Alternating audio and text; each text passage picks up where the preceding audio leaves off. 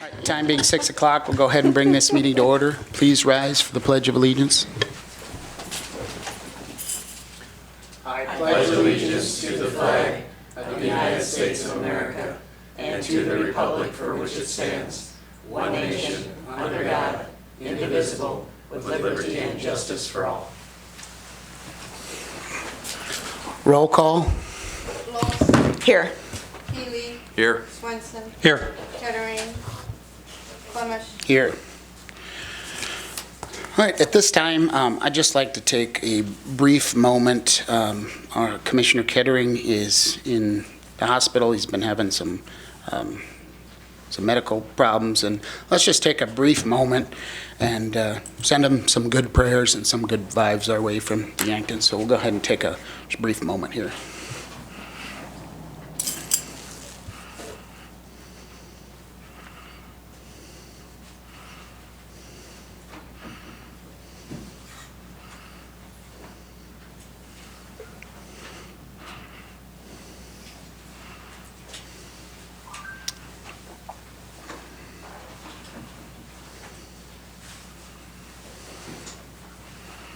All right. Thank you, everybody, for that, and we hope for a speedy recovery because we need Don. So, all right. Any of the commissioners have a reason to abstain for a financial or non-financial conflict of interest at this time? No. No. No. All right. Next item on the agenda is the approval of the agenda. I did speak with the State's Attorney. Did we want to add something on voting on there? Or, I'm sorry. Do you want to touch on that? Like, when would be a good spot? Like 14A after zoning enforcement update? Would that work? That sounds good. And then two, again, I Okay. don't need executive session for litigation. I don't need that. Okay. There's nothing pending. I think Attorney Diner was going to come Oh, is he? tonight. Yeah. And so if he gets here, if he shows up, then we'll have it. If not, we won't. So, thank you. Is everybody okay with that? Yes. Yeah. Okay. Entertain any other corrections or changes? Entertain a motion for approval of the agenda with the corrections. Move approval of the agenda with corrections. Second. Have a motion and a second. Further discussion? All those in favor say aye. Aye. Opposed? Motion passed. Next item on the agenda, approval of the December 3rd, 2019 minutes. There any additions or corrections to the December 3rd, 2019 minutes? Move approval. Second. I have a motion and a second. Further discussion? All those in favor say aye. Aye. Opposed? Motion passed. Next item is December 4th, 2019 minutes. Any additions or corrections to December 4th, 2019 minutes? Entertain a motion. Move approval of the December 4th minutes. Second. I have a motion and a second. Further discussion? All those in favor say aye. Aye. Opposed? Motion passed. Next item, December 11th, 2019 minutes. Are there any additions or corrections? Entertain a motion. Move approval of December 11th minutes. Second. I have a motion and a second. Further discussion? All those in favor say aye. Aye. Opposed? Motion passed. Next item on the agenda, item number 6, public comment.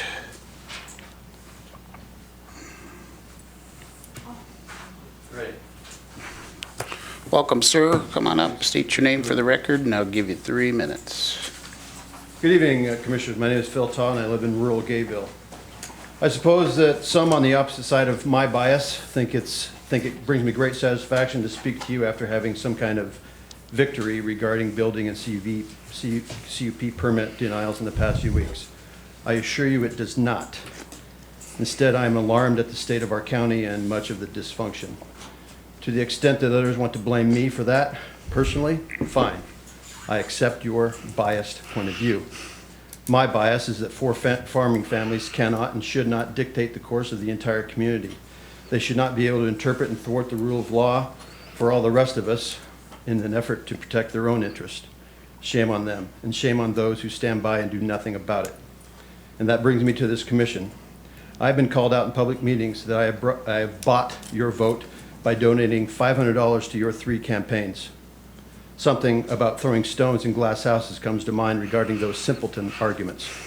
They have given more and more often, and plenty has been done for them in this very room. Meanwhile, my requests for you in particular have gone unanswered. I demand again an answer from the county's legal staff regarding the various lawsuits that have been filed against Yankton County officials. You are, after all, respondents, so respond.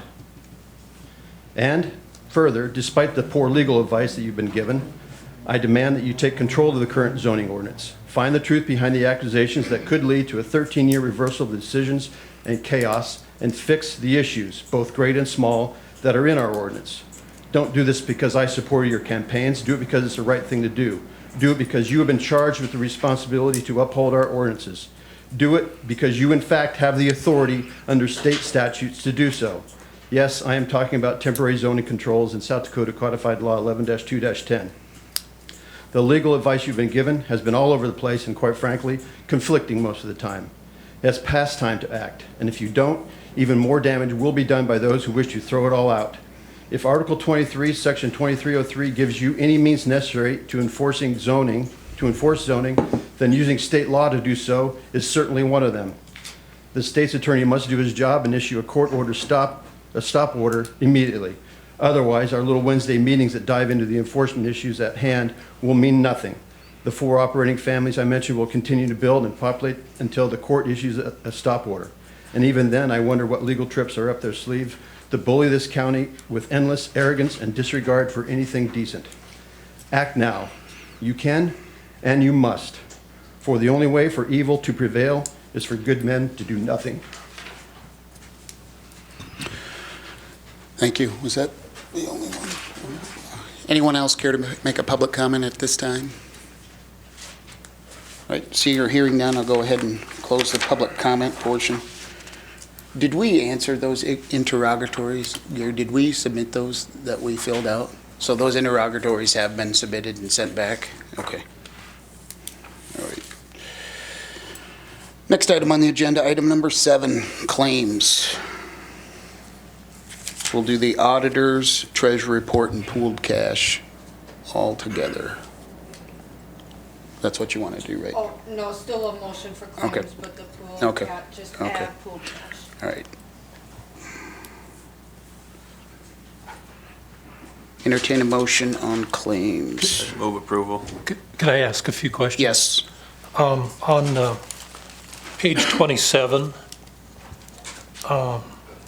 there's a payment to Butler Machinery Company for $209,536.68. Is that a payment for the grader?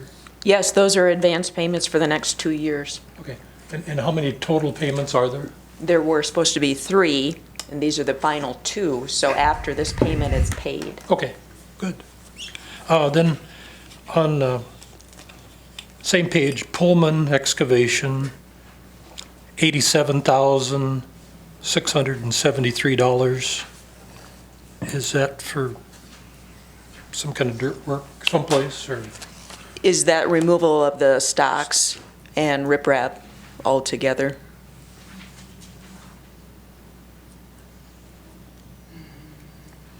That is for the corn stalks. Corn stalks? That's corn stalks, okay, thank you. Yeah. Just a couple more. Mark's Machinery for $22,693.12. Doesn't say what it's for. We're trading off our current skid loader. It's a 2013. Oh, it's the to boot price. Yeah. Okay, good. And then 2 more. Roger Smith Insurance, $32,375. Is that a quarterly, annual, semi-annual payment? But I believe those are all the work comp. Work If you'll comp, notice, yeah. they were in every Yeah. department, work comp. Yeah, just for a yearly payment? Once Okay. a year. Once a year, okay. And then one more, and it's a True North Steel, and I surmise that that's for a bridge. It's $428,000 $288. That's for 3 bridges. It's 3 bridges, Three okay. bridges. Are those the ones we use Turner County bid for, and so we're paying for them, and those are the ones that are actually staying up there as part of our contract, which we approved? Sure. So, Sure. Thank you for any other questions? clarifying Gary? that. No, thank you. Does anybody else have any questions on that? Right, would it entertain a motion? I'll second Joe's motion Oh, he yeah. has on the table. I have a motion and a second. Further discussion? All those in favor say aye. Aye. Opposed? Motion passed.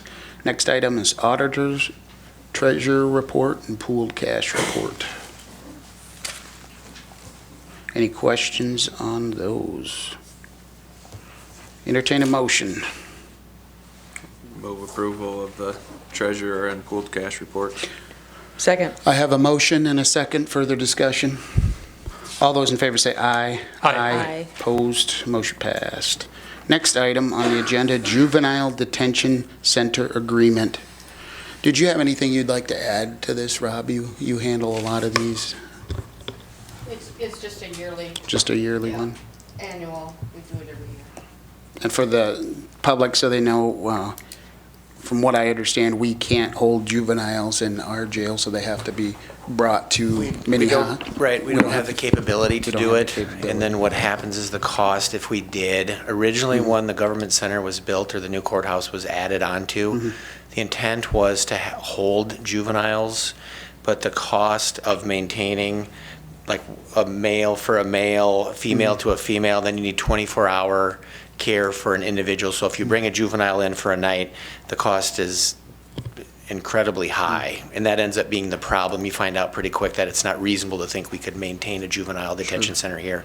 So everybody's, not everybody, but most all the counties set it up to Sioux Falls, and there's 2 facilities up there. So that's how it's set up. And And they I couldn't remember speaking with the sheriff, there's education requirements, and there's a lot of requirements for the juvenile detention that this is more cost-effective. Yeah, I was gonna say, they can't be held in the general population, which is, we have kind of a pod set up, right? So we have Yep. 15 individuals in a room, we'd have to clear that room out for one Yep. individual essentially. So. And then too, Joe, you're gonna have one individual watching one individual 24 hours a day. Yeah. Right. So I mean, the cost Yeah. would be extremely prohibitive of where we're at today. So- So the public knows the rate that we'll be paying for juveniles is $236.90 per bed per day. So when we get the big bills, I think a couple weeks ago, it was it 17,000? That's why, because it's $236.90 per bed per day for every juvenile, so. Any other question? Did you have Yeah, something, the only Sherry? Go. note I was going to make is Mhm. on sheet 5, which is actually labeled as page 4 at the top, items A and B, in writing, it says $230, in quotes, it says $236.90. I think they probably just forgot to change the wording when they upped the price, Sure. is all. So I don't think it's any big deal, but Yeah, good. just to make Good note that point. it didn't match. Otherwise, no questions. So you just need a simple motion to pass this? All right, entertain, any questions from anyone on the audience on this? Entertain a motion. Move approval of the Juvenile Detention Center agreement with Minnehaha County for 2020. I have a motion, is there a second? Second. I have a motion and a second, further discussion. All those in favor say aye. Aye. Opposed, motion passed. Next item on the agenda, item number 8, review renewal policy coverage. Mr. Roger Smith.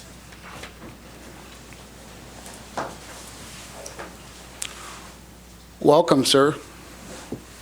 Nice to be here.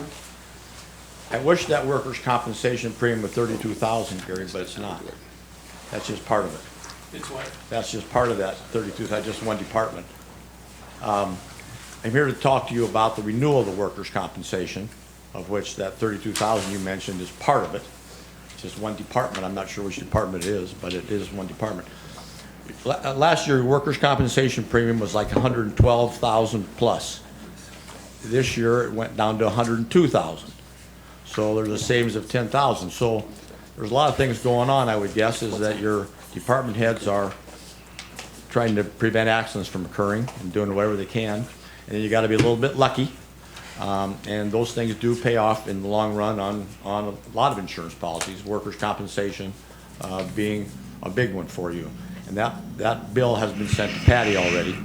And so it had to be issued, it has to be effect January 1, paid by January 1. So I would assume you'll cut a check and we'll ship it on and so forth. So that policy is in place. There's really not much discussion that you can have with that. It's written with the South Dakota Workers' Compensation Pool. You're part of the pooling for the state of South Dakota. It's a good contract. Coverages are statutory, so all the companies pay the same amount of claim. And unless there's any questions on that piece of your insurance, I'll leave it at that and move on to the bigger issue. Anybody have any questions, I'd answer them. Okay, the bigger issue is the insurance on your liability, your county commissioner's liability, your property insurance, your vehicles and so forth. That premium is up about 15%, about 10%, about $15,000 from what it was last year. There's some things we can do to whittle that down some, change deductibles, maybe delete some coverages on equipment, on some older equipment, maybe delete some comprehensive collision coverage on some older vehicles. That's something that I can't do, but I need to sit down with a commissioner, and it's not, it would take some time, so it wouldn't be at a meeting like this. It would have to be a commissioner or two to sit down with me and see what we can whittle away at and bring it down. It's not going to get back to where it was last year, but it'll get closer by doing some of those things. And none of them are serious. The deductibles, you go from a $2,500 to a $5,000, so it's serious if you have a lot of claims. But your history is you don't have those kind of claims on your cars, on your vehicles, on your property, on your equipment. So that's something that can be done. If you said for me to do it, I could do it, but I need somebody to do that with. I'd volunteer to go, I'd volunteer to sit down with you. That'd be good. I'd like to do that. We'll set a time to do that at your convenience. Did you want to be involved in that? Or? Like, Patty and I will. Do you want to set a time and we'll do it? You can let me know. Whenever, We don't need to do it by January 1 because you guys are busy, but what we would do is get coverage in place and then make amendments to it as of January 1. We don't have to do it by January 1. Okay. So ideally we can, but it'd be better to take some time and plan it out. That sounds, So we can do sounds that. good. Now, the bigger issue is the discussion I'm having now with the insurance company is last year they changed your deductible on your county commission policy from $2,500 to $10,000. It's been 25. You're not the only county having problem with zoning, and so there's other counties having the same kind of issues. And the companies talking about, I'm not negotiating with them, arguing with them. They want to go to a $20,000 or $25,000 deductible, which is the option is, don't have the coverage, go to a bigger deductible, raise the price, in some way, shape, or form. And it's on the county commission liability policy. So I haven't lost that battle. I haven't won it. I'm still talking to them again tomorrow, getting them some more information, they to me and me to them. And so I would guess by the time we meet, whenever that might be, I would know for sure what that deductible is going to be. And so the combination of the increase in price and increased deductible, they're putting more of the burden on the county, which is not good. But it is what it is because of all the activity going on. And again, you're not the only county. One went to $25,000 last year, and there was no ifs, ands, or buts about it. I think there's a couple others that are in the same predicament you're in. And we just have to, like on workers' compensation, you have to get a couple years where activity lessens and then things get back to where they have been for the last 30 years, 40 years, whatever. I've been doing this a long time, so it's been a long time in coming, this situation. But the policy will be enforced, your coverage will be enforced, as it has been, just a continuation of last year, and we'll make some amendments to it after we visit and meet, and we can go from there. Anybody have any suggestions or solutions or questions? I guess give them to Patty or Dan, and, or to me, and I'll be glad to look into it. My easy approach is going to be look at the property insurance, get a bigger deductible, look at the equipment, get a bigger deductible, take some items off that are not of the value, and same on vehicles. That'd be the three easy things to look at. And then we'll try to firm up the deductible as best we can. Alrighty. That's a worst-case scenario. So, any questions, I'd answer them. I'll wait for you, Dan and Patty, to let me know when. Patty will get a hold of you. All right. You have a pretty updated list of equipment and, Well, just earlier this year, We done, yeah. okay. But I probably need, the equipment, all the equipment is in his department, and that would be a big deal to, just on that piece of it, if that's what you decide they want to do something on those equipment, maybe get you involved in that, you got the equipment, yeah, so we can do that. I can maybe do that ahead of a meeting with them, get an idea what you want to do, and then pass it on. Is that what you're thinking we could make the most savings on, is equipment, like reducing the deductible on that? Is I that think your advice? deductibles, and then I think we've got some older vehicles Yeah. and older equipment that have been insured for years, and, you just don't have any claims on those things. Yeah, that's I good haven't had, advice. and so I think some of those things can be reduced in value or deleted.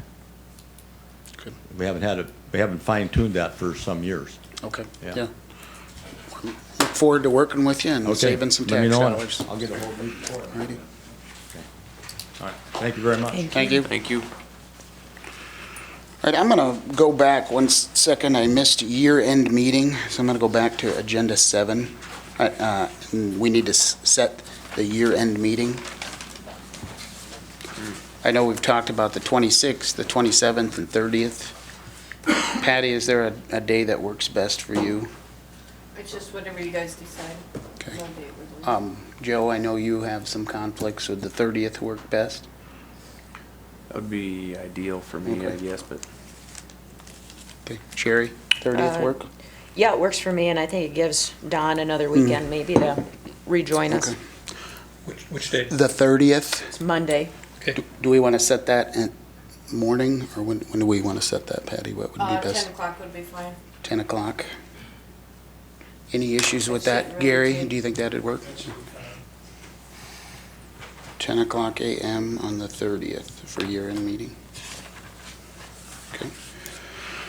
Entertain a motion to set... We don't need to. Okay, well, we'll have that on the 30th then. All right, everybody good with that? Yes. All right, moving on. Next item on the agenda, item number 9, entrance application for Greg Davis. Mr. Sudlodchik.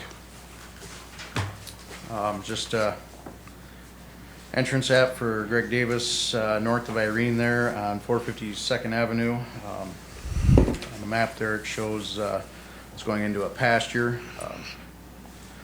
Plans on using, needed an entrance to get in for clay fill. So, nothing too major. How is that terrain with a hill there? Is that an oil road, or is that Yep, oil gravel road, and where the entrance is towards the top of the Okay, knoll. okay. It's not at the bottom or something where Right. it's dangerous, okay. That sounds, and you've looked at this, you've gone out there, looked at it? It's a Yep. good spot? Okay. Yeah, if you look at the map there, just south of there, there's a creek, low spots. Any questions from anyone on the board? No. Any questions from anyone on the audience? All right, back to the board. Entertain a motion on the entrance application for Mr. Greg Davis.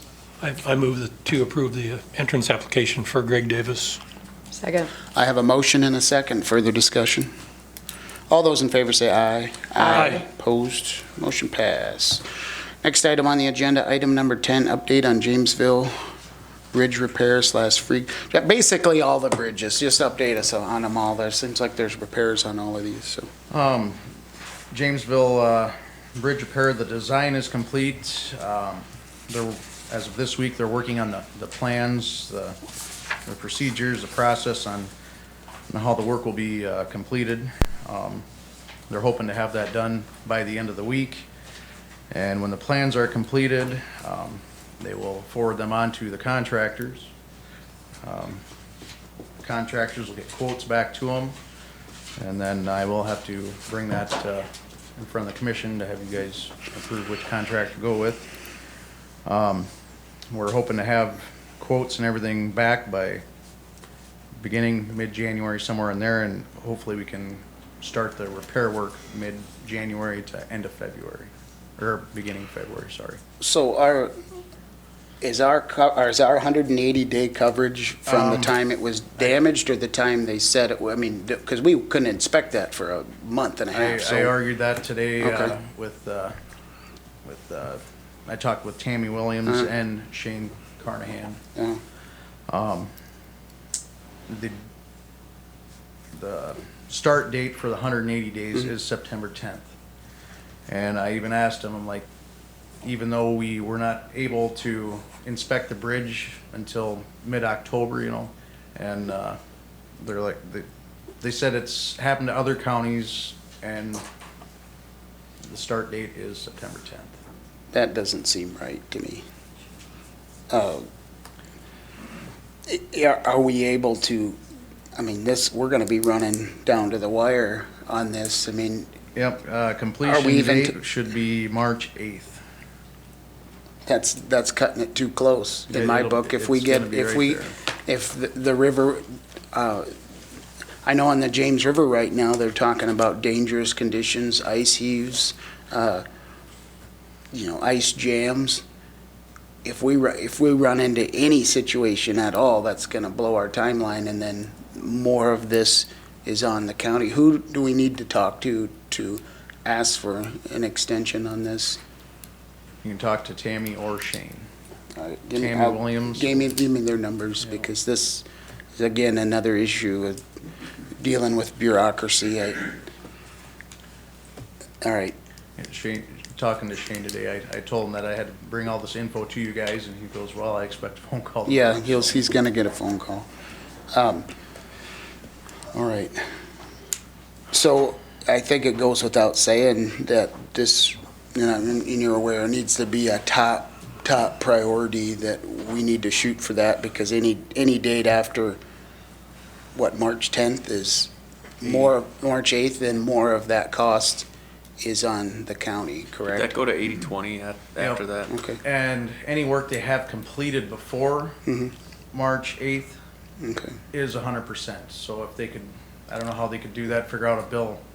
Say they do work past March 8th, they're already started. If they could give us a bill for everything, all the work that's been completed before March 8th, they would pay 100%. okay. Well, that needs to be a focus, and it goes without saying.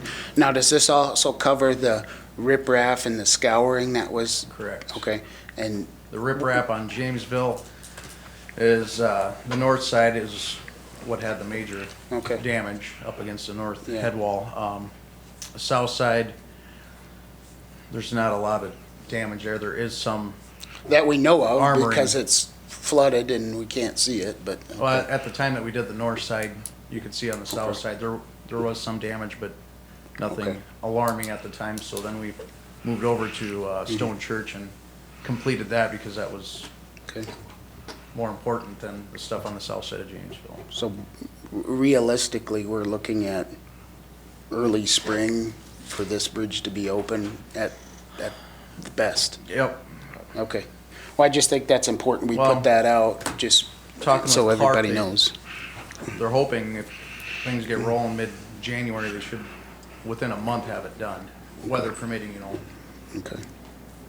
who knows what the river. And is are gonna do those, by yeah, then. and who knows what we can do if we get cold weather or not? Okay. Yeah, I'll be we'll need to make some phone calls, so, on that.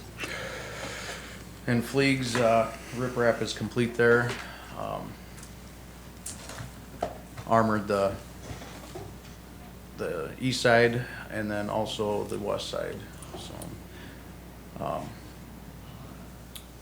They were supposed to start on, Johnson yesterday, but with, the roads being kinda slick, they decided to start today instead.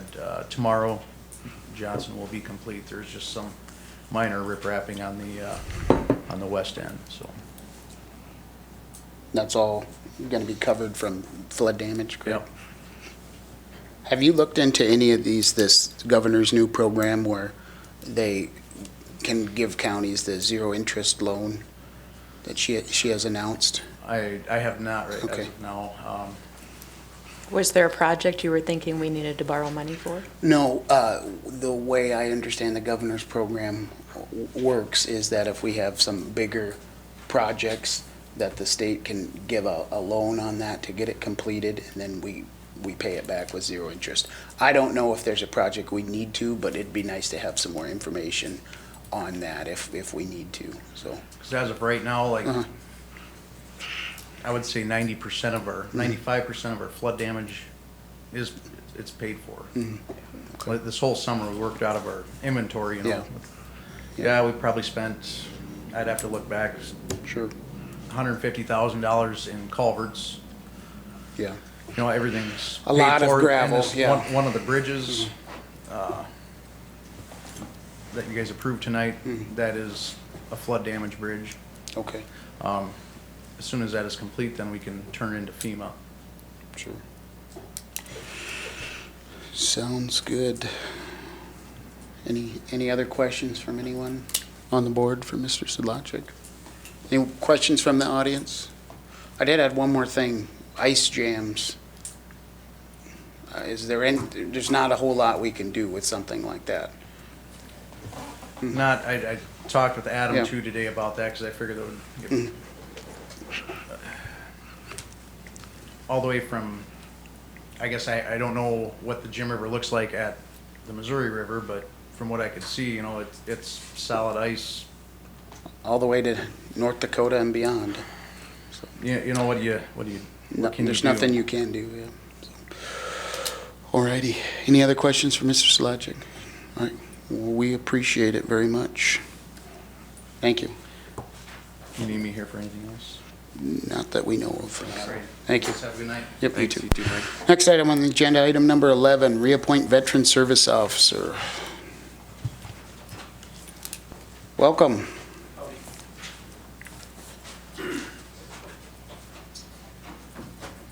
From what I understand, they want, the South Dakota Department of Veterans Affairs would like a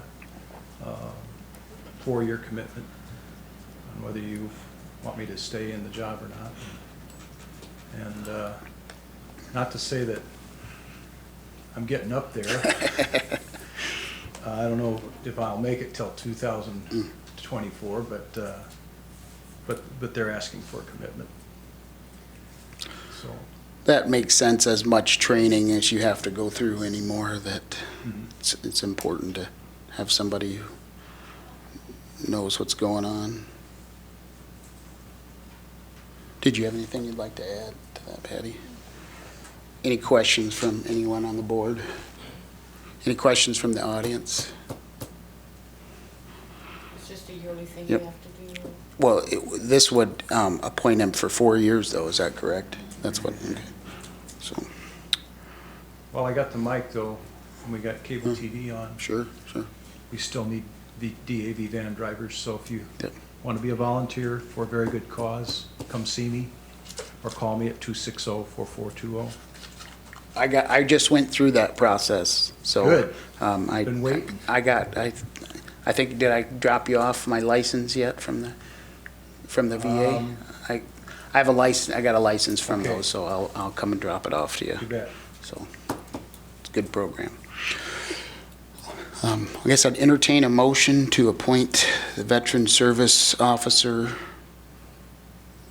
It looks like their letter is asking for through the first Monday in January of 2023. Okay, Does that sound good to you, that's good enough. through January?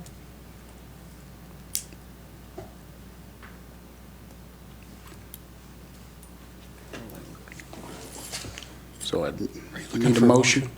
Yeah, entertain a motion on this. I'll entertain a motion to appoint our Veteran Service Officer until what, 2023? The Through- first Monday in January of 2023. First Monday in January 2023. I'll second that. Thank you. I have a motion and a second. Further discussion. Roll call vote, please. Swanson, Yes. Los, Yes. Healy, Yes. Commsion. Yes, motion passed. Thank you. Thank you very much. All have a nice Christmas and a Happy New Year. Thank you, You as too, well. Mike. And I'll bring you my DAV driver's license, so.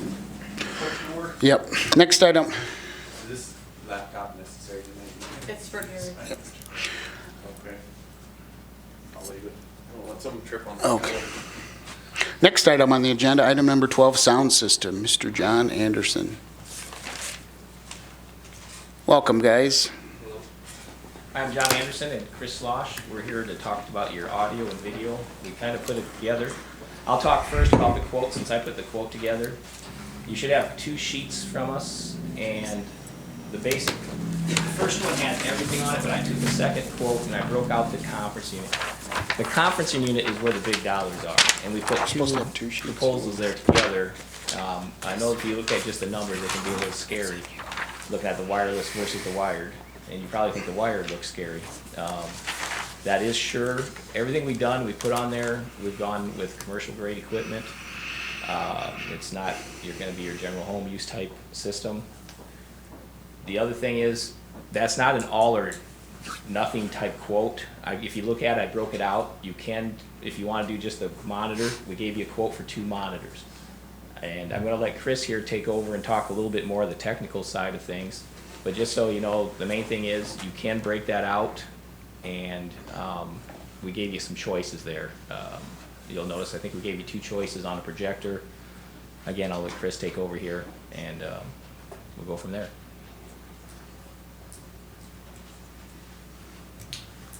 Okay, so the whole goal is to have a better presentation for the community and be able to, operate a little bit better. So right now, when you walk into this building, the first thing you notice is your monitor. It's blue out there. It's been there for quite a while. It needs to be upgraded. It's a pretty straightforward upgrade. We've given you an option for a 60 and a 65. The monitor that we quoted for you guys is a commercial grade monitor, so it is rated for 24/7 use. It's the kind of monitor that they would use for digital signage in a fast food restaurant or anything like that. So it is rated for full use and should protect against discoloration and things for about 7 years is the lifespan on those monitors. Okay. As far as speakers, you guys requested some speakers mounted on the wall to direct the sound a little bit. And we also are proposing putting 2 speakers in the hallway to aim down towards the back of the hallway to kind of fill in if there's a large crowd out there for spillover.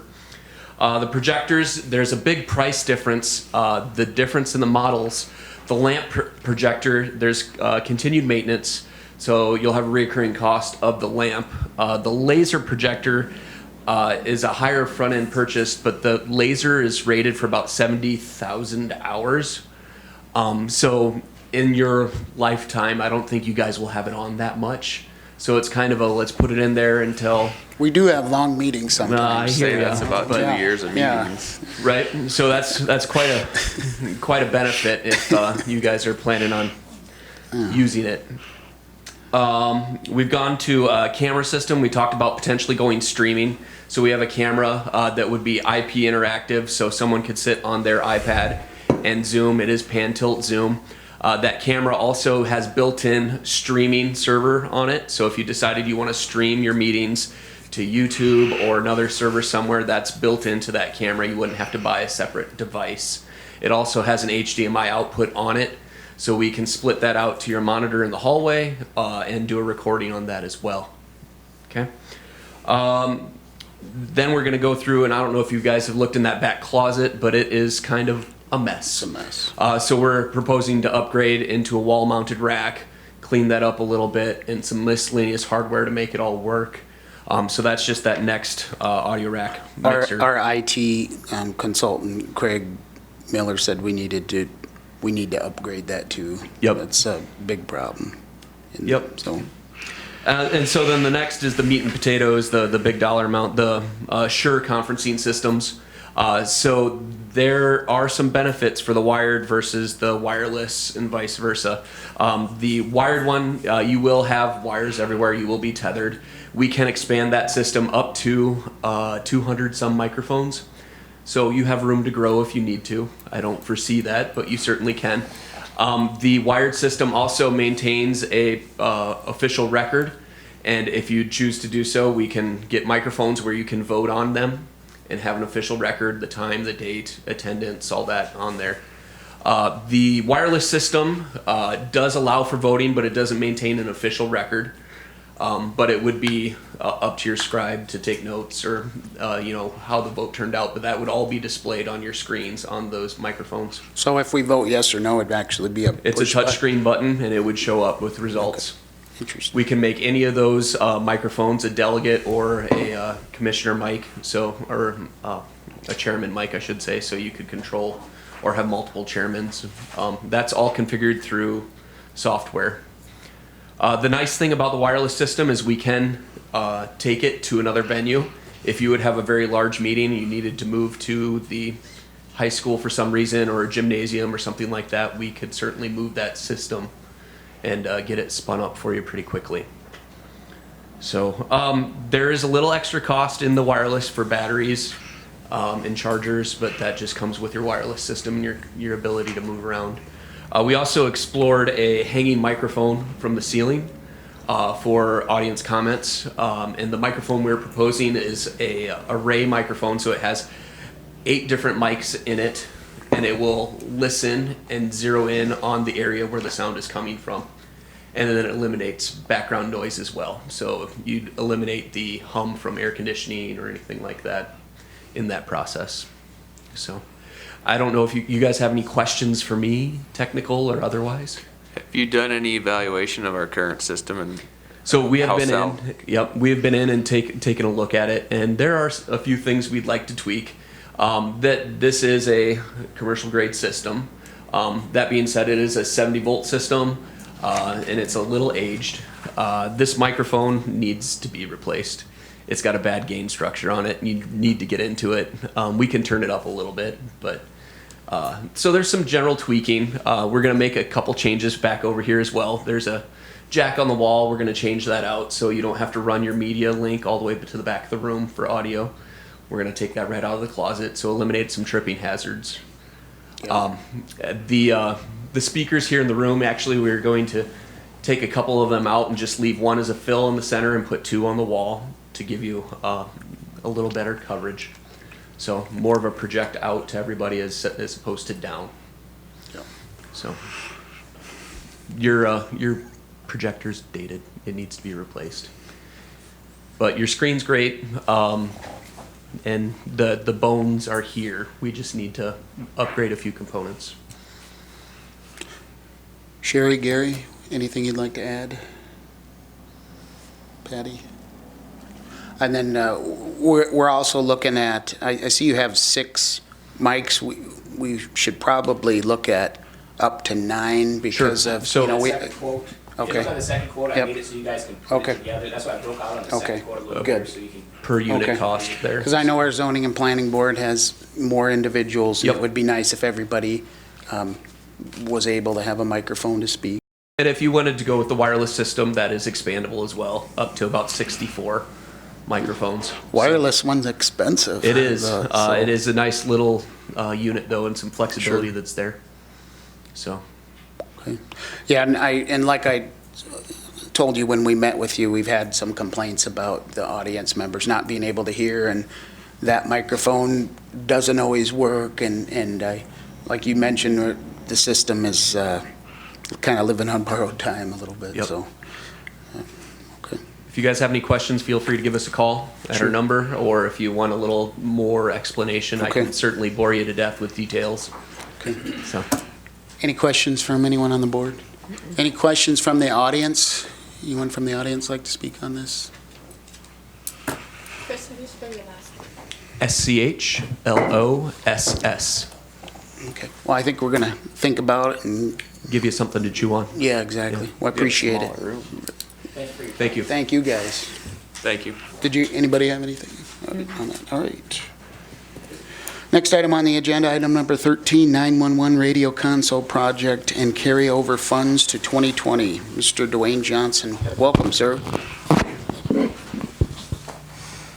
Mr. Chairman, members of the commission, Dwayne Johnson, Information and Technology Services Director with the City of Yankton.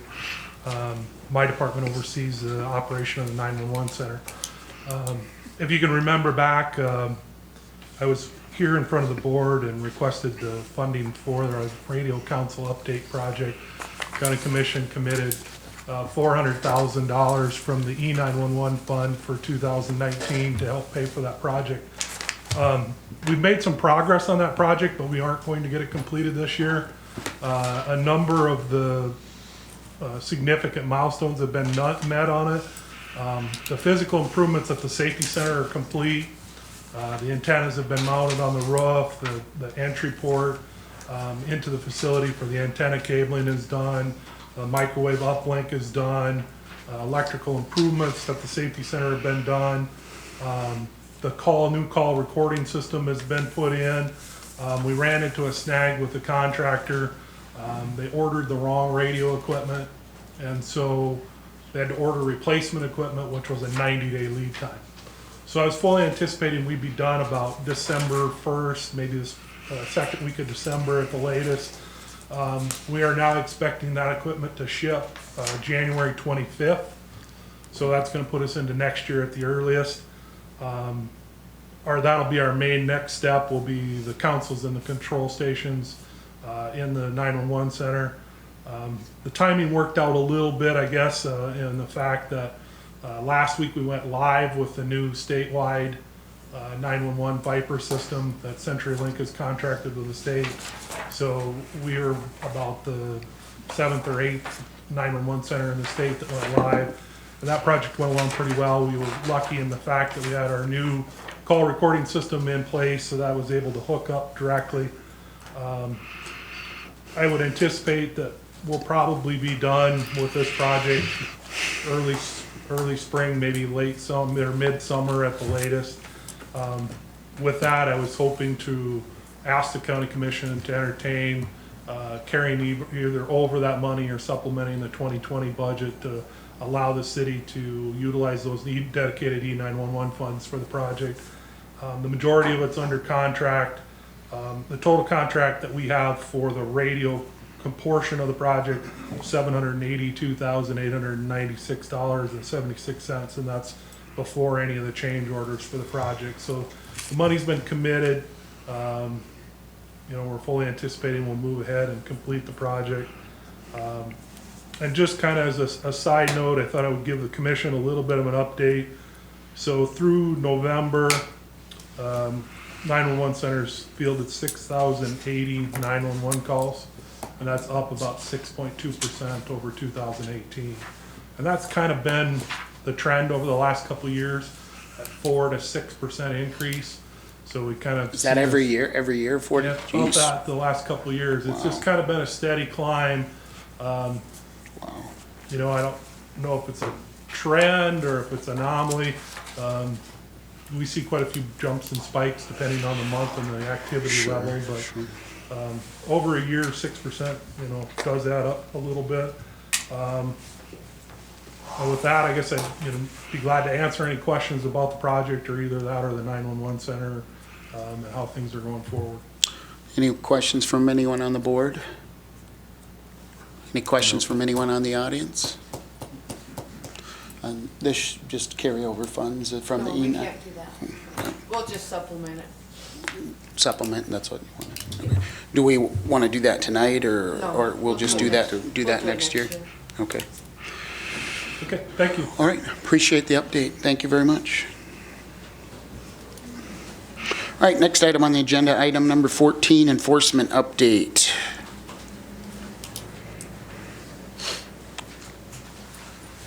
Good evening. So basically, as discussed previously in the public comment process, we got a couple more appeals that are still scheduled, one for tomorrow morning and one for the 26th. But hopefully then we can start moving forward on some of these things. Rob, what's the process after they've gone through Board of Adjustment, and what's like the next step on these? They can appeal the decision. Okay. Board of Adjustment, so- Oh, no, well, after they've gone, I mean, we've had some go to the Board of Adjustment. They can appeal your decision. They have the ability to appeal to the circuit court. Okay. So the next process would be their decision to the circuit court. What happens in the meantime? I guess I've gotten a few calls that building is continuing, and so what do we do as the county? Just go to, do we allow them to continue to build? Or They have what's- a period of time to appeal, then when Okay. that would expire, then we'd have the ability to bring an action against them to stop. You'd have to Okay. bring an action in court and be up to the court to make Okay. that decision. It's up To to the fine court. them, injunction, Okay. those options I read to you that one day, that's in our zoning ordinance. Okay. Do you know how long that is after the Board of Adjustment does an appeal before their time? I'd have to look, maybe Okay. Gary would know, I don't know what the Any time idea? frame It can is. be a Okay. while, so. Okay, Well, I just don't know. okay. So is there anything we can, or you wouldn't recommend at this time to do any like stop work orders or anything like that? Just they'll appear to the Well, court? Dan, that's or- what's happened. Okay. I mean, the answer is the letter's been sent. Mhm. The Board of Adjustments made a determination to uphold the zoning administrator's decision, and that was the stop order provision, and then it goes from there. They have the ability to appeal, and then the county has the ability to bring an action to Okay, injunct, to fine, to do both. okay. We're not sure on the timeframe for how that is? Okay. I don't know, Dan, Sure. I'm sorry. All right. Any questions from anyone on the board on this? Any questions from the audience? Okay. Appreciate the update. Thank you very much. All right, 14A, we're going to do the voting requirement. Did you want to go over this, Rob? Yeah, I can. Do you want me to stay here? Do you want me to Well, go you there? can, I think it's fine. We used to. Gary gave me a microphone, I guess I could sit here. And what, I think, Dan, what you were asking me to do is under that 6-7-17, and that's the one we've addressed a couple times, and really the question comes down to who is voting at the time of the vote. Okay. When you read the statute, it says in there, I'll kind of skip a little bit, it says, "No county official may participate in discussing or voting on an issue in which the official has a conflict of interest." And then it goes, "Each official shall decide if any potential conflict of interest requires such official to be disqualified from participating in discussion or voting." And that's what we do at the beginning of the meetings, that we started that a few years ago to bring that up in case anybody has an issue. And then it goes on, "However, no such official may participate in discussing or voting on an issue if the following circumstances apply." And what I'm going to reference is what occurred, I guess, at the last two hearings. It says at least 2/3 of the governing body votes that an official has an identifiable conflict of interest that shall prohibit such official from voting on a specific matter. So procedurally how this occurs, and this is how we handle it, is we ask if anybody has a conflict, and then the commission can decide on whether there is a conflict that has to occur on 2/3 vote. How it's worded, it states in there that a governing body votes that an official has an identifiable conflict, and references up there the official in the conflict. My opinion would be that the official that's being questioned by the other board members' vote has no bearing on the decision that's being made. So what would have occurred last time, you would have had, your votes would have been 3-4 at the time, so that would have been 75% on the 2/3. Because an individual who's being questioned on whether they have a conflict, so it'd be the individual who has a conflict or a purported conflict, determines whether that official has identifiable conflict, doesn't make any sense on how it's handled. I did run it up the chain of command and did ask the Attorney General's office for their opinion on that also. And their decision or their talk was the same. There's been no cases decided on it. This is a relatively new statute. When I mean new, 2005 is relatively pretty new in for the South Dakota, legal, right? the legal thing. But the position that I believe that makes the most sense would be that the decision or the vote of the individual that you believe has a conflict vote has no bearing on the vote, because that's the individual you're deciding whether there's a conflict or not. Okay. So Any questions from anyone on the board on this? No. Any questions from anyone on the audience? Right, appreciate it. Thank you. All right, next item on the agenda, item number 15, plat for Nelson Wetland Conservation Easement. Yes, we have a plat from that's in the northwest quarter, the southeast quarter of Section 10, Township 96 North, Range 54 West. Planning Commission has recommended approval on this plat. It's basically for a wetland bank. Gary, you mentioned up where you're from, Brown County, this is a lot more common up there, and as we continue to see wet weather. Correct, yeah. During the flooding years in 2010, 2011, there was hundreds of acres that were put into conservation easement, given it's basically another option for farmers to look at to get some kind of payment for the land. It takes a while. It's generally a 2 to 3 year process before payment's made, but at least it gives another option for people to look at. There's limitations to what they can do on the land, but it was pretty common practice up there for a while. And this individual still owns the property, he just has put limitations on it, so it's not like a variance or anything. They basically just plat out an easement area. Yep. Okay. Pretty straightforward, and I believe this passed the zoning and planning board unanimously, did it not? Correct. Okay. Any questions from anyone on the board? Any questions from anyone in the audience about this plat? I'd entertain a motion on the plat for the Nelson Wetland Conservation Easement. Move approval for the Nelson Wetland Conservation Easement. Second. I have a motion and a second. Further discussion? Roll call vote, please. Close. Yes. Healy. Yes. Swenson. Yes. Commsion. Yes, motion pass. We are a couple minutes ahead of schedule. I like that. Do we want to take a couple minute break? Is everybody good? While we wait to go into drainage board?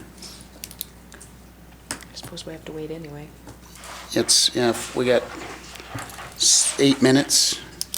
Unless you want to, would you want to do a public input on mission statement? We want to move that up, or we can just wait? Unless anyone wants a break, I would move that up. You fine with doing that now, Gary? Sure. Okay. We will move up item number 19. So next item on the agenda, item number 19, public input on our county mission statement. The last meeting we discussed the mission and vision statements. I'll read the mission statement one more time, and then I think you'll be requesting any public comment there might be at this time. So the mission of Yankton County is to provide citizens with high-quality public services that create a foundation of trust, unity, safety, and collaboration. In accomplishing this mission, the Yankton County Commission will encourage its employees and all elected officials to exhibit these values: accountability, dependability, and professionalism in the performance of their duties, honesty, integrity, and transparency in all financial dealings, inclusiveness, accessibility, and equality in working with the public, efficiency, sustainability, and innovation in the design and implementation of programs and services. Adhering to the values which will help Yankton County stay focused on its goals, operate in an open and welcoming manner, remain positive in challenging situations, and lead by example.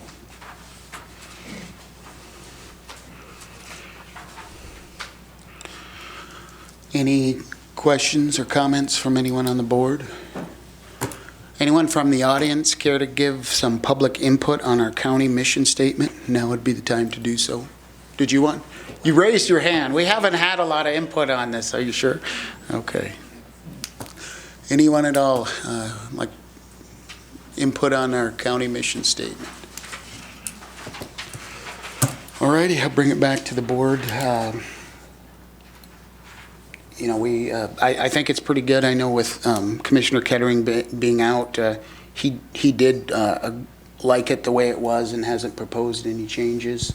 I haven't gotten any public input, either at meetings or email or anything. I don't know, have any of the other commissioners got any input on it? No, None. not. So I think we should maybe, you know, move ahead and look at the first of the year, possibly adopting this, unless there's more work we want to do on it. I think it's good. And I did send it out to all the department Okay. heads, and they seemed good with it, so. Have you got any feedback on the mission statement? Okay. All right. Well, I guess probably after the first of the year, we'll look at getting that implemented, I suppose. And is that what you'd advise, Gary? Yes. Okay. All righty. Appreciate it. We still got 4 minutes before Drainage Board.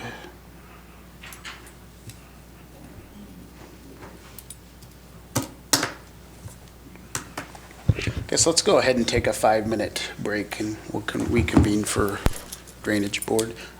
Entertain a motion for a 5-minute break. So moved. Second. I have a motion and a second. Further discussion? All those in favor say aye. Aye. Opposed? All right, 5-minute break, everybody. All right, entertain a motion to go back into, come out of break, I guess, and back into regular session. So moved. Second. I have a motion and a second. Further discussion? All those in favor say aye. Aye. Opposed? Back into regular session. Now I'd entertain a motion to go into Drainage Board. So moved. Second. I have a motion and a second. Further discussion? All those in favor say aye. Aye. Opposed? Motion back. We'll give it to Joe this time. Next item on the agenda, item number 16, hearing request to present new information. Mr. Randy Golden. Welcome, sir. Hi, Randy Golden, RC Investments. I'm the C in RC Investments, Carolyn Golden. Since the last time we were here, I believe there were a couple of controversial times where you asked for more information and you couldn't make a decision on that because you didn't have any elevation. You didn't have any maps to really show elevation or the flow of the surface water.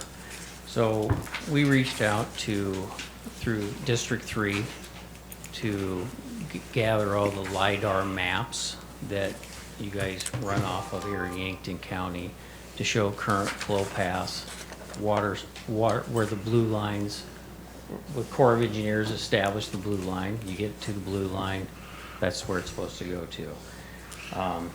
So we want to just come up here and do a little clarification from the last meeting and show more facts of what's been going on down in our neck of the woods and what's happening throughout that whole region. So what we'd like to do is basically go into we have a few videos. There may be a little bit of problem in showing the videos because the system is not running the video properly. We might have to turn our head just a little bit. But Put his mic down. Yeah. It's not the best. Sorry, we need to upgrade that. Okay. So currently, if we get into the LiDAR maps on the next slide.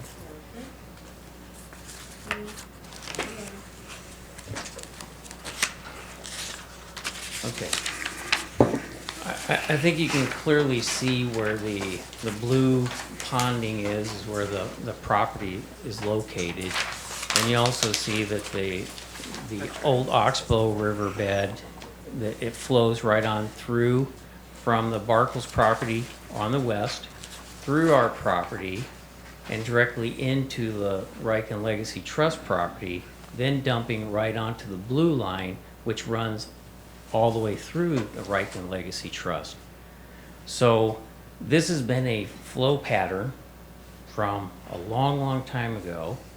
And before we even purchased the property, we have the engineering data. I provided you this actual plan unit development packet that that the prior commission had already voted on, had all the elevations clearly shown onto the whole map.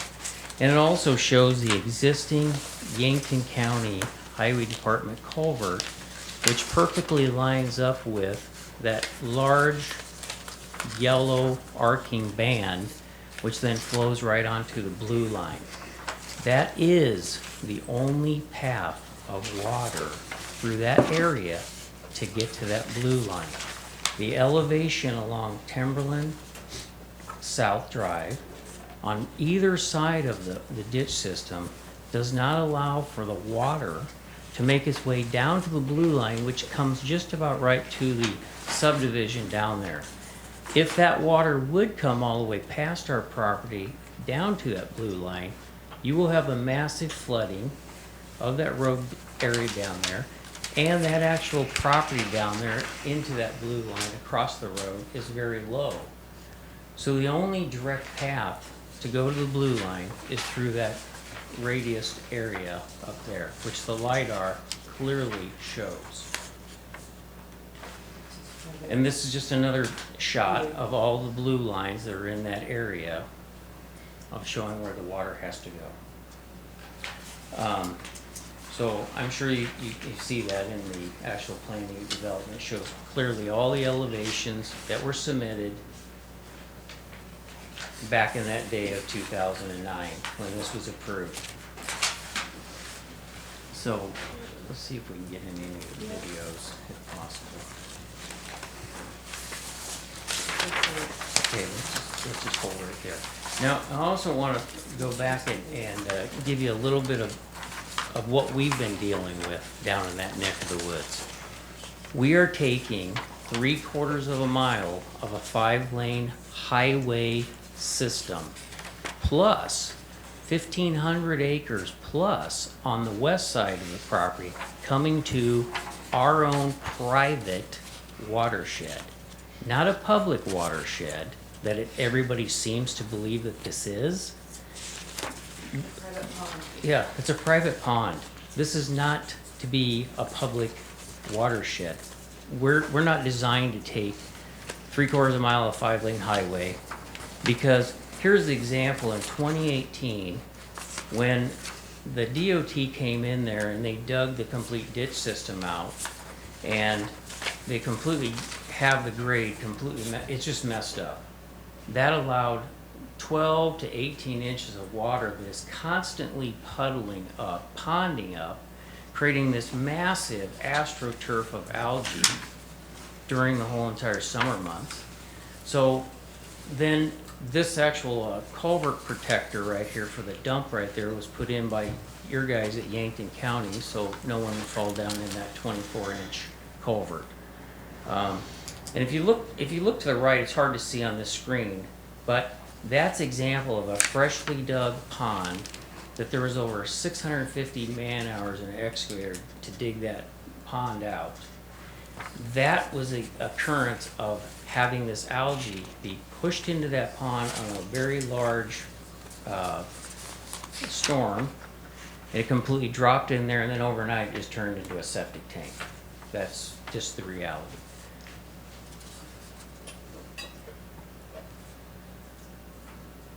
So this, we're going to try to illustrate a video. This is actually of, if we can get this video to play for you, you might have to twist your head, but this actually shows that Timberland's ditches, right where this water is dumping into, is actually backed way up. And then it's pushed so far that it's eroded out all of our compacted road coming in next to our parking lot. Yeah, and just pushing all of the gravel down into the parking lot, because the water has nowhere to flow. And the data on this thing, or the computer system, is just not playing it correctly. Oh my gosh. Oh my. Wow, wow, let's go upside down now. Okay. Probably need a little upgrade on the IT system. Yeah, that was on the agenda a couple before, yeah. It's, Oh boy.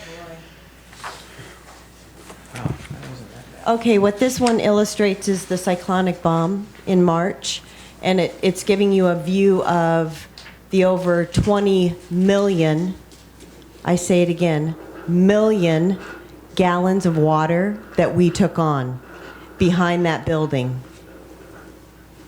And that was, and the actual, what that video shows is that you're not seeing is, or actually a picture in the next slide, if you have that in the presentation there. It actually showed that once we did pump it down, you could see the massive amount of gravel and erosion that came in from Timberland Park. All this water did not come from the west through Barkle's property. You don't have all that kind of gravel being pushed in frozen, compacted road district to be able to push it down into our parking lot. It's because it came off the highway and it came off of everything through the ditch system. So,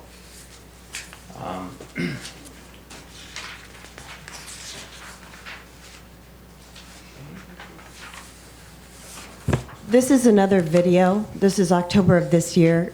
Hopefully, you'll be able to just get an idea of the actual flow of the water that's coming out of the culvert. yeah, when we released the valve and let it open up so that Reich and Legacy Trust could do their harvesting and potentially come up with a plan. This pond was getting down to a closer normal level, and it is up over 26 inches since we opened it up 7 weeks ago. 27 inches over about a 6-acre area, and it's coming up daily. So enough that if you go to our next slide, where it shows the scraper. We spent over 30 hours of scraper work on our own property to take precautions to actually create our own berm along the parking lot. So if we would potentially get another cyclonic bomb, at least from the west, we're protected. And we've got our own culvert in there with our own flaps and shutoffs. Once again, we're doing everything on our part to try to protect ourselves from any future problems. When this property was purchased, let's go to the next slide. Okay. And we actually had this approved by the commission. If you notice right there, that's where the water comes in underneath our major concrete driveway right there. That is a fully concreted, installed inlet. If I was taking on 150 gallons a minute at the time that this property and project was put together, you think that we would ever be able to pour concrete and allow that to set up and dry? This was a trickle back in 2009 the size of your thumb. Conditions have changed, the environment has changed, and now it's time for, there is no way for Yankton County to get me the water off of public access down to the blue line. The only way it can go is the only culvert that was put in by Yankton County across the LIDAR designated area to go to the Missouri River. Thank you. Yeah, I guess if we continue to come back because we need help, we're looking for help. Randy has been very diligent, even before the original concern was brought before the commission earlier this year by our neighbors to the west of us. He has been working with the DOT and keeping conversations open. He has reached out within the offices here consistently, trying to come up with a creative solution, not just for us, but because we are concerned about being a good steward for Yankton County, not just the Goldens. And we keep coming back because we want help. We want clarification on where the water is supposed to go, because we can no longer take on the water. We're trying to be diligent in protecting our investment, our piece of property, just like our neighbors and everybody surrounding us, we're taxpayers in Yankton County. And, you know, I think all of us, I think I can safely say that I speak for our neighbors as well, that we would like a solution to the problem because it doesn't seem to be going away. And I don't think that it's something that, unfortunately, we are able to solve in and of ourselves.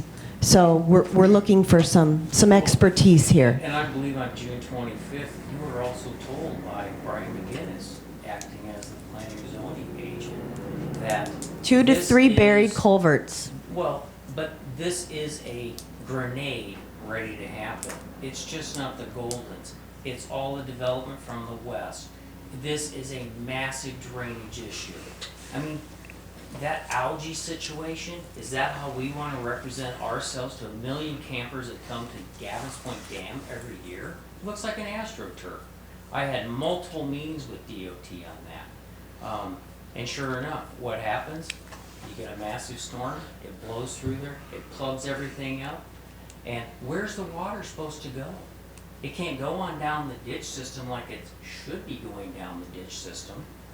It blows into us, but it should be backing up or it should be going to the culvert. You can see by the amount of velocity that's been coming through from storms that in the past you're hearing people, well, the water's already come, it's always came to this property. Well, I visited with Jeff Barkle, who farmed this property for multiple years. He says, Randy, there was a sluice right there next to the culvert on your property, and it would always like fill up right there, and then it would go over into Mr. Riken's property and create a sluice over there. So for him to say that his property was never wet, that's just an untrue statement. And he says, furthermore, you would never have been flooded had you not been taking on 76 million gallons of spring water per year. 76 million gallons is what we're taking on. We're not a public watershed. We're a private property. And so I'm asking for you to make a clarification to just simply do your job and look at the LiDAR maps and give us a clarification that we know where the water's supposed to go, and I believe you all do too. Thank you. Any questions for Mr. Golden from the board? Okay.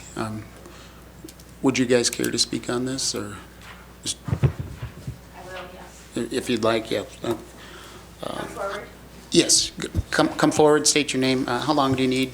Do you think 5 minutes? 5 minutes? Yeah, Okay. that'd be great. Is that okay? Yes, that'll be fine. I won't touch your things. Please.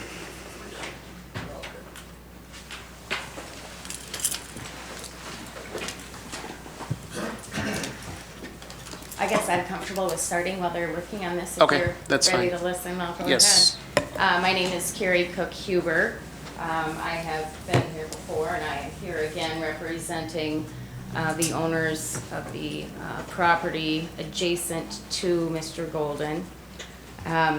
We were here about a month ago, and I believe it was determined that the Drainage Board didn't have the authority to make the determination, that there was information that was missing. There was some uncertainties about under what rules the board might have authority to make a determination. I see the maps. If any of, maybe all of you are smarter than I am, but I need someone to tell me what those maps mean. And we don't have anybody like that here. So I would submit to you that there's no foundation for the maps, the information that's been brought to you tonight, right along with the number of gallons. I mean, I understand that Mr. Golden feels like he has taken on millions and millions of gallons of water, but how's that measured? Who measured it? Where are they? There's just too many unanswered questions. And so we would encourage the board to, again, understand that there's a lot of opportunity for error in making any sort of declaration regarding exactly where these water lines run. As I told you before, when I was here, there is a history of water that runs onto Mr. Golden's property. It was there when he bought it. In fact, the South Dakota Department of Transportation can share with you the purposes that they had and how the water was held on that property when they had owned that property. But again, they aren't here. And so if for no other reason, I think that I would request you guys wait on this so that you have the right folks here. The notifications that were sent out certainly weren't proper in the fact that there's a lot of folks that are affected by this. There are a lot of folks that can give a far more expertise opinion on this than Mr. Golden or myself, for that matter. You know, we have to have people that are qualified to come in here if we're really going to talk about it. And we want people in here that can talk to us about the history of this property. You know, in the packet that you received, there are 20 new pages that Mr. Golden had submitted for this meeting tonight. You know, of those, I see some of the same information. My objections are still the same, and I would ask that you note for the record that my objections that I provided in my memo in November, I would ask that they continue. You know, he's offered an engineer report. Tell me this, what was the purpose of the engineer report? Was the purpose of this engineer to come in and decipher what the waterways were? No, the purpose of the engineer's report was to come in and work with him on this idea he had for a greenhouse and worm farm. You know, we have to look at the purpose of what these reports were made. The 10th page is a map that is marked 2009 image. This demonstrates the water running again along Timberland Drive. Page 12 recognizes the property that had been used as a burrow pit by the DOT. Page 18 indicates the south half of the property is used for storm drainage and storm detention. This isn't anything new. This water has been running there a long time. But what is new is when the drainage, the way in which that water typically drains, is plugged up and the water spits out and back up into Mr. Riken's property. And that is what's new. I understand that Mr. Golden is showing you an image up there where the culvert is coincidentally placed right along where perhaps the water should be running, but nobody has said perhaps that water is coming down out of Riken's property. He's trying to convince us it's going to run the other direction. But, you know, again, we're experts. I don't think that you folks have enough before you to make a declaration in this regard. You know, there were damages to properties this spring, and there are a lot of issues. It's a complicated matter, no question, but I think that with all due respect, there are others that should at least their opinions be heard when you folks make a decision like this. So, again, I would renew my objections from November and appreciate the opportunity. Thank you. Any questions from you guys for me? I'm sorry. Any questions from the board? Thank you very much. Thank you. Anyone else from the audience care to speak on this topic, either for or against? Now would be the time. Did you want a couple minutes to close? Okay, I'll give you 5 minutes.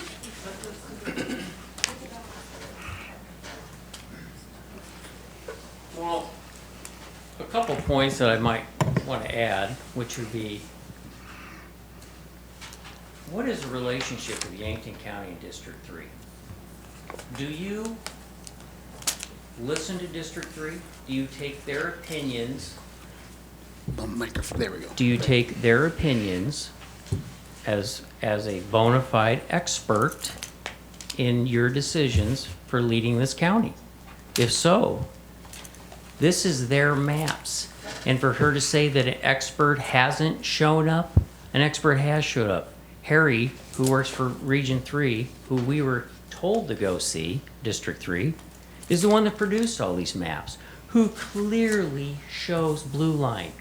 The Rikens are not going to get away from the water on their property because they have a blue line running completely through their farm. That's just not going to get away from water. The Corps of Engineers states, if you have a blue line, you will accept water from anyone, period. You can't shut it down. So shut the culvert down on the north side. It's still got to go to the south side. That's just a grading plan that I submit from you. We open up the ditches. The culverts are inadequate size for the volume that's flowing through Timberland. Inadequate. The volume, look at how it's backed up. Look at what it's doing. That's inadequate culvert system. The water has pushed. I mean, it wasn't like it was a 90-degree culvert system that went through from the ditch. It pushed out the end wall flowing into this property, and there's no drainage easements. There's nothing that's been reported that the DOT has ever called this a retention holding pond. Even the legal description, BP, borrow pit. Borrow pit's one thing, we take dirt out of it. So there is no easements recorded that water will come to this property from the highway or from Yankton County. I guess the only thing that I would leave you with is if the commission tonight, again, feels as though, based upon the objections of the Reich and Legacy Trust legal counsel, that you are not in a position to make any suggestions at this time, I would respectfully request that the commission, because we're coming forward here looking for some help to find a solution. I would respectfully request that all of you do just that. Help us find a solution. Come back to all of us and say, okay, if we don't feel that we are the experts in the room, here are the experts that we as a commission will consult. Or here are the experts, Goldens, that we recommend that you consult, so that we're all on the same page. To just leave another commission meeting with an answer, we don't have sufficient information and we don't have the expertise, without some direction or guidance, would be very disheartening at this point. That's all I have. Thank you. Any questions from anyone on the board? Yes. Okay. What is the goal? Is the goal just for the commission to say, yep, this map here shows the elevations and the drainage? Is that the goal? And by us, if we would choose to take that and make that statement, what does that solve? Is where I am at. Because we can go back and forth. Now, a couple of the commissioners can offer to meet with both parties and try to figure out answers to that question. But I don't know what the goal is sitting here today. Because obviously both parties are thinking they shouldn't have to take the water. Can anybody answer what the goal of this is?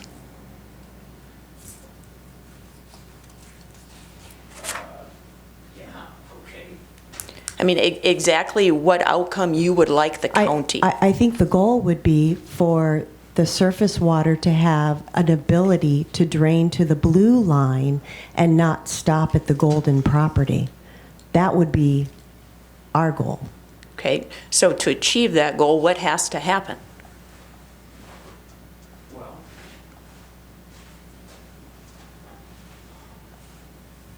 there is a couple of, I think, easy solutions. When drainage tile was referenced to the Rikens, it was hell no, no way in hell it's ever going to happen, period. Okay? So if the water was coming down Timberland and was able to divert over into a drainage tile that was in that blue line elevated area as we see, and then go down in and touch the true blue line, or go all the way through to Sisters Grove where it doesn't harm anyone from the Rikens to the other farmer that's down there. It dumps right there close to the Missouri River and gets that water volume there. That's a solution, okay? But that requires someone to work with us, or someone to work with the county, because we're not a public watershed. That's the thing here. You're missing the point. Has anyone been down there to see the elevations in that area? Yes, I have. Yes, you have. Does water flow further on south like it should? On Timberland Drive? Yes. Along the road ditch? Yes. Does it flow No, because south? the map shows a high point. Yes. And when you're physically standing there, you can see it. Yes, but on the east side of Timberland, having there be a combine elevation right there, that allows the water, if that grading work was taken care of, you would be able to get through the east side of Timberland to get to the true blue line that is right down there by the subdivision. Which the map shows still goes across the Riken property. Exactly. But that's the Corps of Engineers determination. That's not Yankton County, and that's not Randy Golden. Okay. That's District 3, who's just reporting to you guys, where does the water go? In disputes. Which is kind of actually ironic. When I blocked up my neighbor to the west, you didn't have a problem with throwing out your opinions. And now that I present the true blue District 3 to show you all the experts that you guys hire and listen to, you don't want to make a decision, or do you? So, Well, I think to answer that and to go off of what I think where Sherry's, because I'm lost with Sherry too, is I know what you're after. You would like water to move across your property, under your property, somewhere off your property, and continue on moving. You don't want the water. I just want the water to stay in the ditch and keep moving. And so I understand, I guess, your goal. I'm not clear on what decision you want from us tonight. And to go back to when you backed the west side of your property and we took action. Right. That's because that was a violation of the ordinance. So the scope of what this drainage board really has authority or power to do is to enforce this ordinance, approve drainage permits, approve tile projects, things of that nature. And what we're seeing today, I'm not, saying that this map is inaccurate or wrong or anything of the nature. I don't know what kind of response you're requiring of us and what is authorized that this board can do in this. What is going to happen if the valve is shut on my property, our property, and the water's backing up and it comes up over the highway or the road for Timberland? Now what? Are you saying that I have to take the water?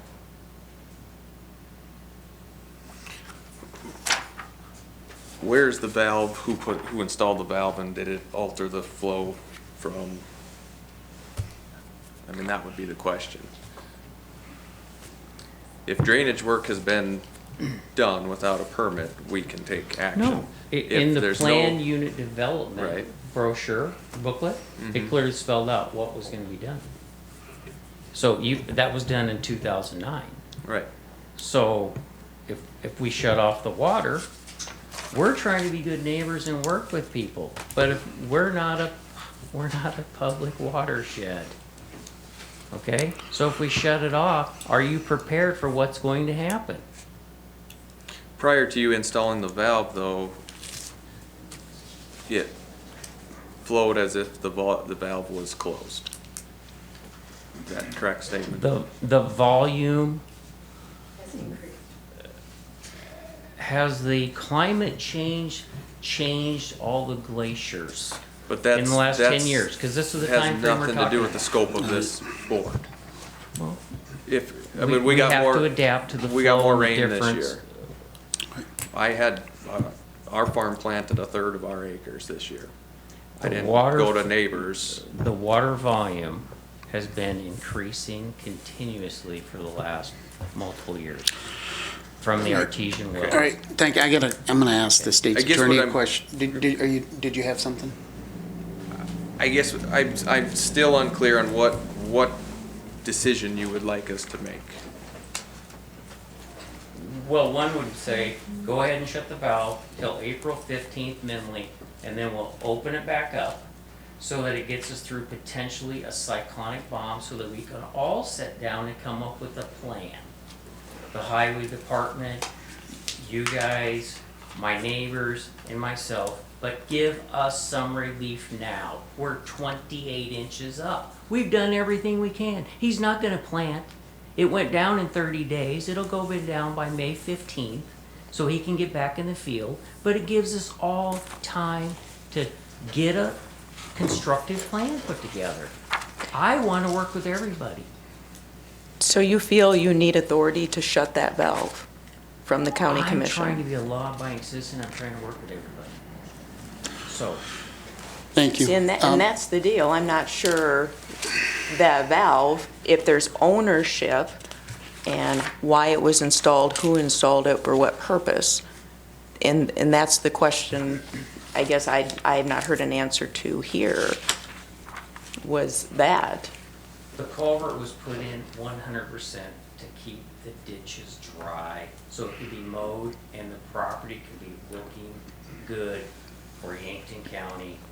You're talking the valve, the culvert with the valve. Yes. All right. Yes. All right, I have a few questions I'd like to ask. Mr. State's Attorney, last time this was heard, has your opinions changed, or what would you advise us on this? I'm still of the opinion, I'm not sure what we can or can't do. I guess I'd probably have problems following what was going on too, but I don't know necessarily what our authority is. Is this an appeal of Gary's decision where we're coming here, or I'm just trying to figure out how we got here. You care to explain that, Mr. Vedder? This is just more information, right? This is just more information from the last time that Mr. Golden was here. I haven't been involved in this project. This is from way before my time. So. Sorry, Gary, what I was doing, I was reading some of the zoning ordinance, trying to figure out when they were talking and why we were here.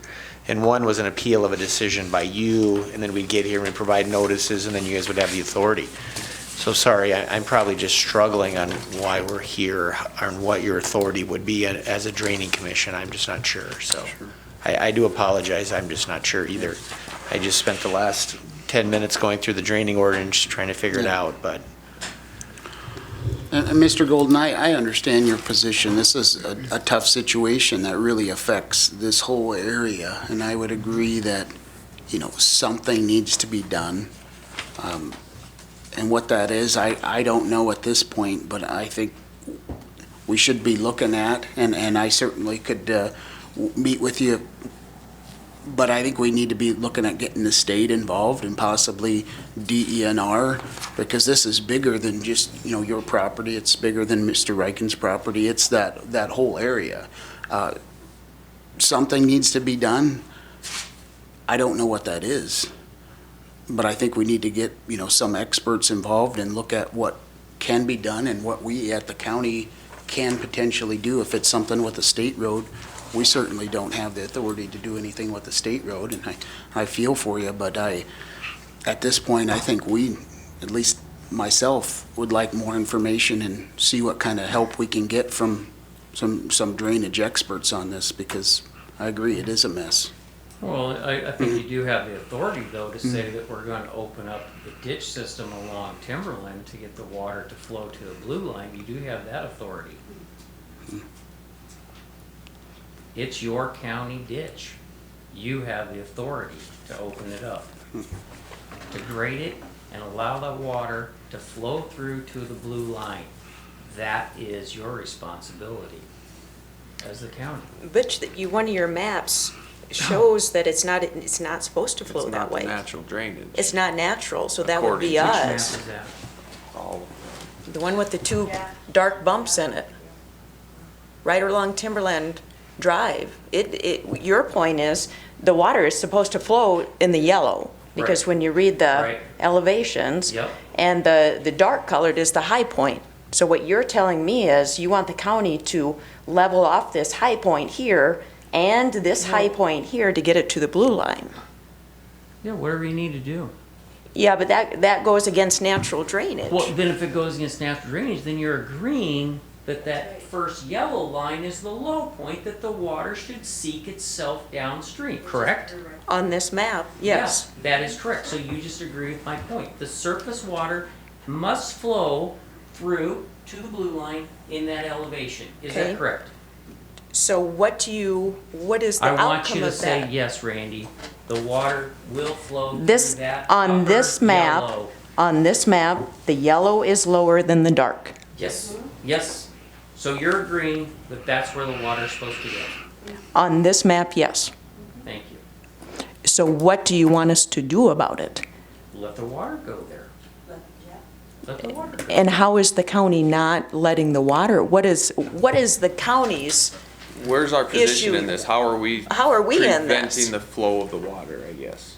You may not be tonight, but as that water continues to flow, as it should naturally, that will flow through Riken Legacy Trust. and there's a culvert there right now. There is a culvert. There's a county And culvert when there. that water goes through that culvert, it will go across Timberland through Riken Legacy Trust.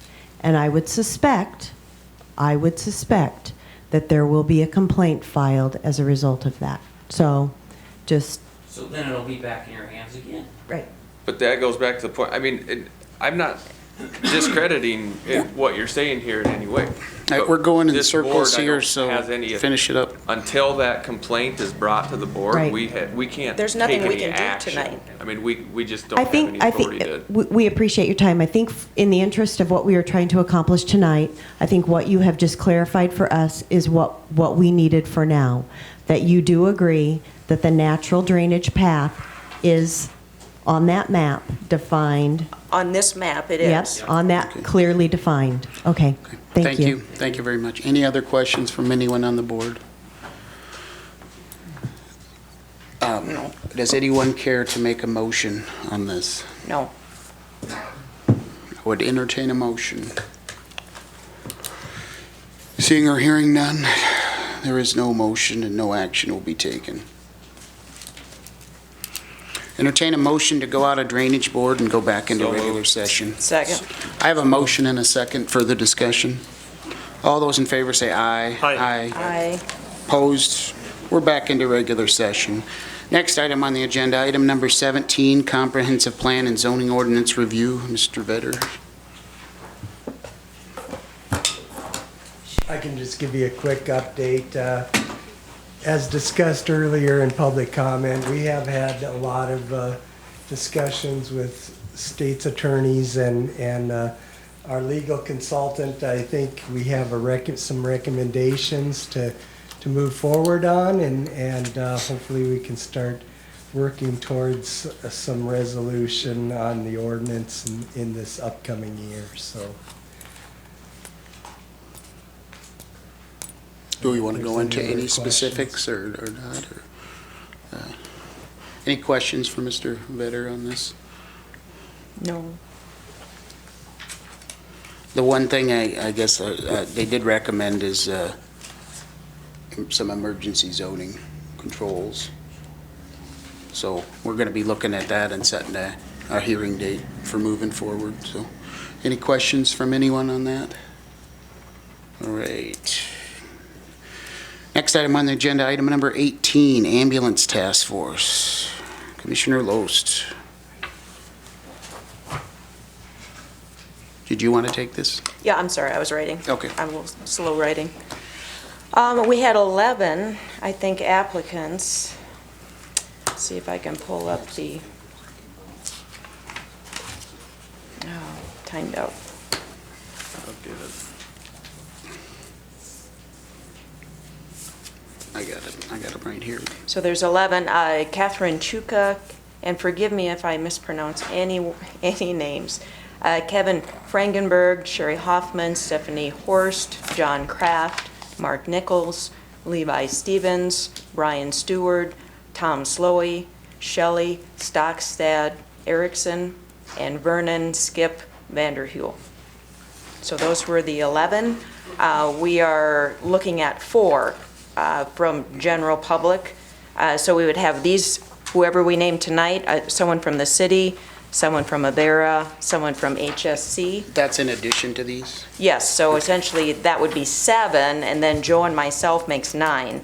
So it's a fairly large task force, but since we are naming 3 entities already, it just didn't feel right to only have 2 from this list. So Joe and I discussed it, and we felt 4 would be fair.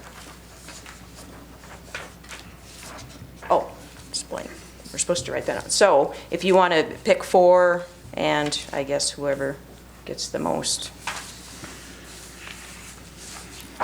Are we going to talk about direction too with the ambulance task force and like on what we I guess we can vote first, or do we want to do that now, or how did you want to do this? Why don't we go ahead and vote first? Okay. And Okay. So we'll pick 4. And the city was going to appoint who they wanted, and And I've not heard any names back from the mayor at this point, but I have been given 2 names from Avera, so they will fill their 1 slot with either of those. Are they? Spoke with HSC there. They've confirmed that they would like a position on the task force. We don't have a name yet, so.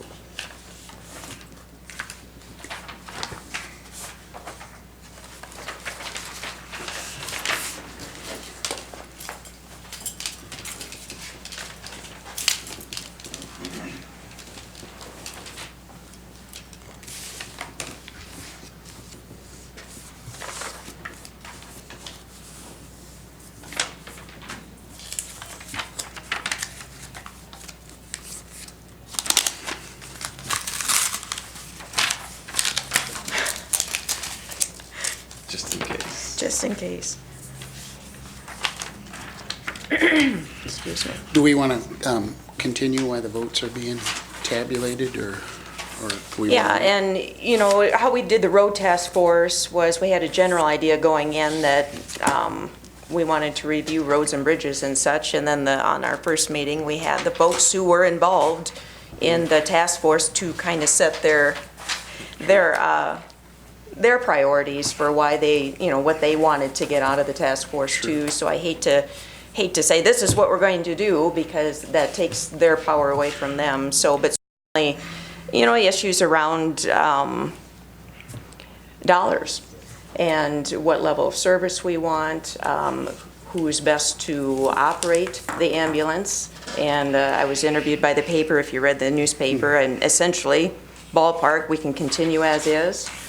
We can petition the city to do it, we can petition a hospital to do it, we can do ambulance district, talk about that option, and private.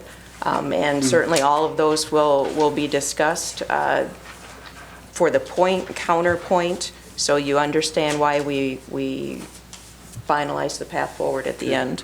I think it's important to note too that the task force is going to be tasked with doing the homework and the legwork on all of the options that come up, and trying to put that into a presentable format for us to make a decision, essentially. I mean, I don't see the task force, you know, potentially making a recommendation based off what they find, but Well, I think, no I guess decision I will would be like, made to- by I that would, I would group. like a recommendation from them on what they see, but, does anyone from the audience care to speak on this? Right, seeing or hearing none. I guess where I'm at, some of the things I want to see, I think this task force does need guidance from the county commission, and I think some of the things that this has to focus on is, regardless of our decision, we have to have long-term sustainability. Cost controls, cost reductions have to be a part of that. And then we can focus on ways of doing that. I think one option is we stay as is.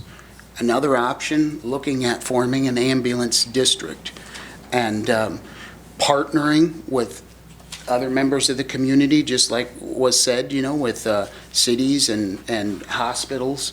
And then I think we also need to look at, you know, if we're looking at all options, you know, private service, city-run service, and hospital ran service. I think every one of those options needs to be looked into, and we need to go in with any one of these options as possible. And if we go in further and we find out this is not viable, then we say that. But, you know, we shouldn't start out with, you know, I plan on keeping what we have, you know, not that anyone's going to do that, but I think every option needs to be explored to its fullest potential. And it also needs to reflect on how this is going to affect our taxes. Because if we stay as we are we going to have to raise taxes if our ambulance, it's at what, 6-7% of our budget? If it goes up to 10, how's that going to affect taxes? If we do an ambulance district, how is that going to affect taxes? I think all of those need to be looked at. I believe that was on the list that I stated. Well, and one of the things, you know, and not to criticize it, but the road task force, we didn't give it clear guidance, and what we got back was, it was a good project, but if we put the numbers to it, there's no way we're ever going to be able to maintain all of those roads at A, B level. So is it really, you know, realistic? I guess we have to have realistic expectations coming out of here, and you know, some tough decisions are going to have to be looked at honestly, and that's all I'm asking from it. So I will respectfully disagree with your comment about the road task force. anything else from any other commission member? All right, do we have our How many are you picking? 4. Stephanie Horst had 4. Sherry Hoffman had 4. Tom Slowey had 3. Next one is Brian Stewart had 2. There's our 4.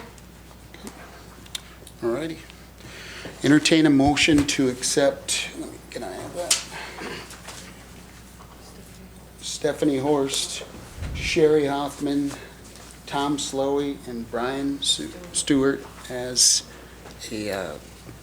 members of the ambulance task force. And then Steve Hawkins will be Steven, okay. And Steve will be a part of that. Oh, that- he'll yeah, be integral that's in that probably task force, so. Given, so. I'd entertain a motion for those individuals on the task force.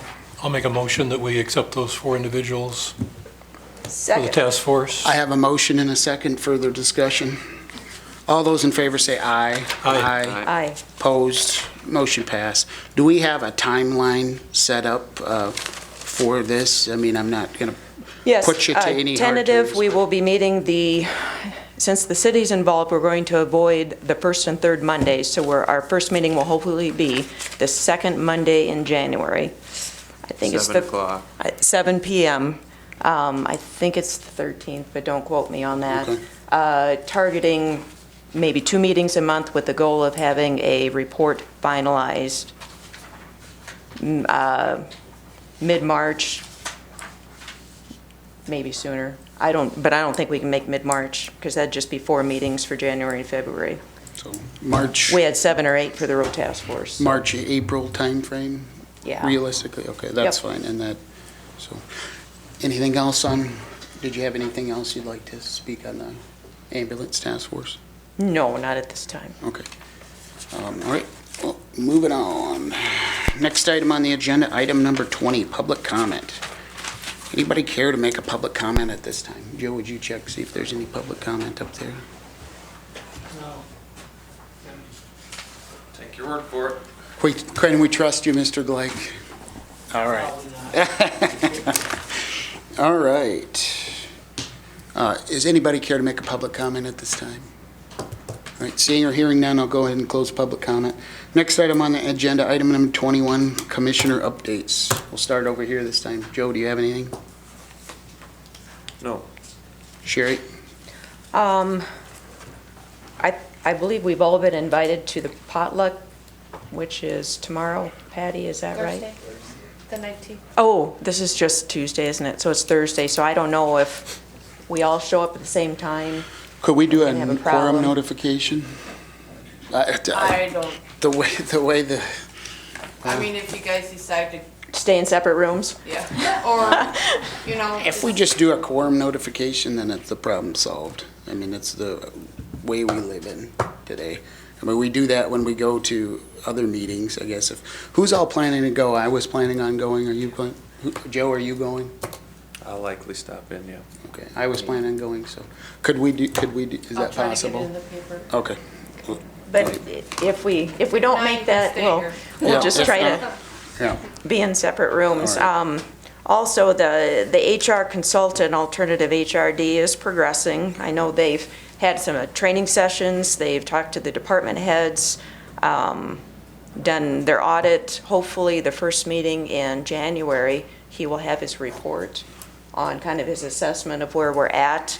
And then he is in the process of reviewing the handbook at this time as well. So that is moving on behind the scenes.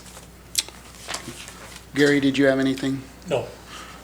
Today I met with Tower Consultant, and they gave us some recommendations on Article 25 for future zoning ordinance changes, but other than that, I don't have anything, so. Anything anybody missed? All right, moving on. Next item on the agenda, item number 22, executive session for litigation pursuant to South Dakota Codified Law, Section 1-25-2, subparagraph 3. Entertain a motion to go into executive session. So moved. Second. I have a motion and a second. Further discussion? All those in favor say aye. Aye. Opposed? We're now in executive session. I appreciate it. All right, I entertain a motion to come out of executive session. So moved. Second. I have a motion and a second. Further discussion? All those in favor say aye. Aye. Aye. Opposed? We are back into regular session. Right? No action will be taken as a result of executive session. Do we have any items for next meeting, year-end meeting? Is The the 30th. December 30th? Anything to add to that? I don't All right. believe so. All right, entertain a motion to adjourn. So moved. Second. I have a motion and a second. Further discussion? All those in favor say aye. Aye. Opposed? Thank you, everybody.